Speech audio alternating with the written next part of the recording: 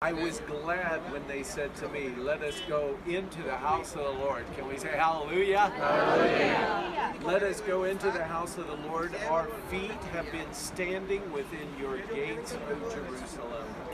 Jerusalem is built as a city that is compact together, where the tribes go up, the tribes of the Lord, to give testimony of Israel, to give thanks to the name of our Lord. For the thrones are set there for judgment, the thrones for the house of David.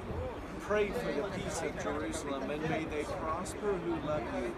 Peace be within your walls and prosperity within your palaces, for the sake of my brethren and companions. And I will say now, let peace be within you, because of the house of the Lord our God I will seek your good. Let me kind of show you what you're seeing.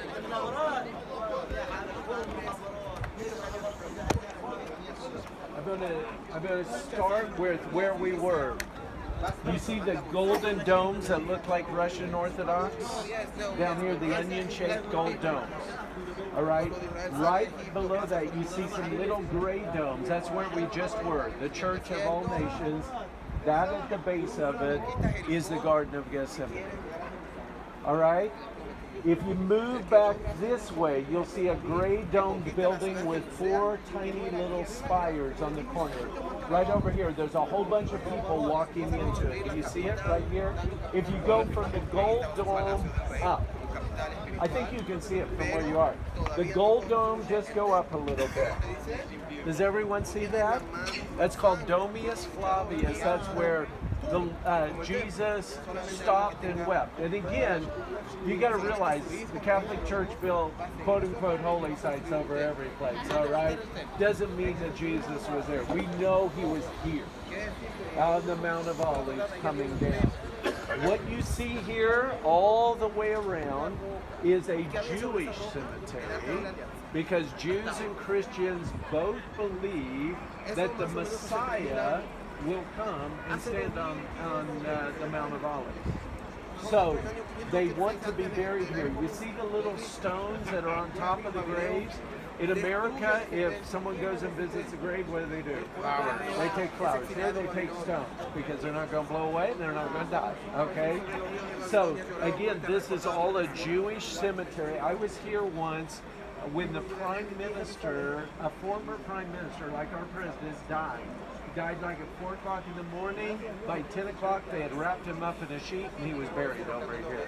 So it's kind of awesome the way, yeah. Yeah. So I was here at that time. That was awesome. So Jesus, remember we were up in Caesarea Philippi. I said it's as far north that Jesus ever went. From there, he came to Jerusalem. How'd he come? On the exact route that we came yesterday, because he ends up going to Jericho. Zacchaeus, I must come to your house, all right? As he's coming up, Bethany is just on the other side of this hill here. Now, Jesus had everything prearranged for his entry into Jerusalem, which for all the world to see, he was proclaiming to be the Messiah. Okay? The Bible tells us there was a great crowd of people that came up from the Galilee. Every Jewish family was to travel to Jerusalem for Passover time. Passover time always corresponds, as I said in the garden, with the full moon. So, again, at night, you could see everything. Now, one of the things that's going to happen when Jesus comes over the top of the Mount of Olives, what do you see in Jerusalem? You see, we're higher than the city of Jerusalem. Every single person. Do you see how the houses are built up as it goes up?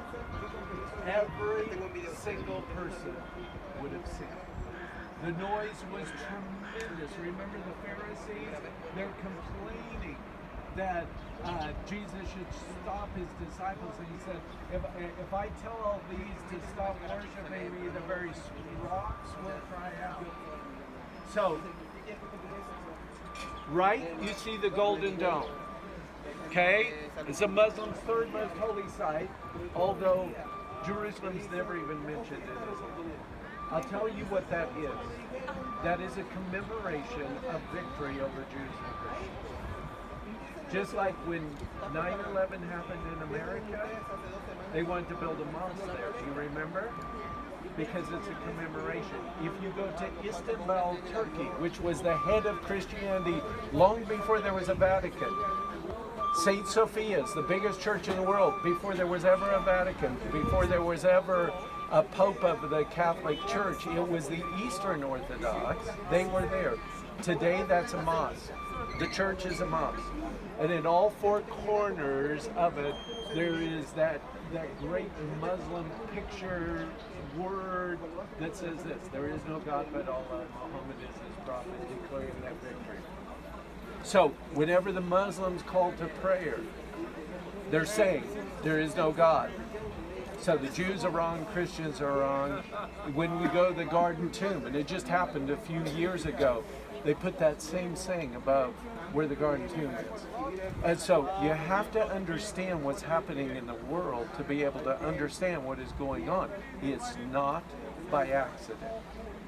Okay, as much as the liberals would like to, celebrate our diversity and everything's going to be okay, that's not the way that the real world is.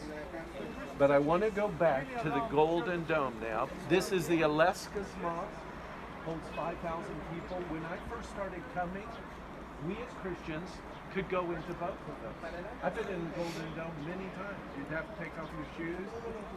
Now, when we go up there, I can't even take my Bible up there. We're not to pray up there. But you know what? I had a little secret.